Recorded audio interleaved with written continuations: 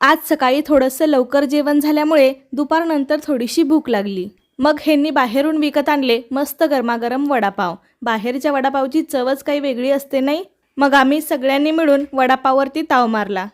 आपल्या महाराष्ट्राचा सुप्रसिद्ध वडापाव कोणाला आवडत नसेल? माझ्या मते 99% लोकांना तरी वडापाव आवडत असणार. एकदम स्वस्त आणि मस्त. तुम्हाला सुद्धा वडापाव आवडत असेल तर मला कमेंटमध्ये नक्की सांगा.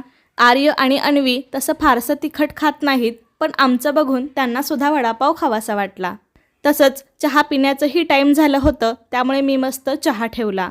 मग काय, एकदा का पोटात भर गेली की माणसाला थोडंसं काम करायलाही बरं वाटतं. मग मी आमच्याकडील जास्वंदीच्या झाडाच्या मुळाशी वाऱ्याने बराच कचरा साचला होता, तो आधी साफ करून घेतला. या झाडाला आलेली ताजी तवाणी फुलं देवाला सकाळीच वाहिलेली होती. तर बघा आता झाड अगदी मुळापासून कसं दिसतंय. तुम्हाला आजचा व्हिडिओ थोडा जरी आवडला असेल तर एक लाईक नक्की करा. Bye bye.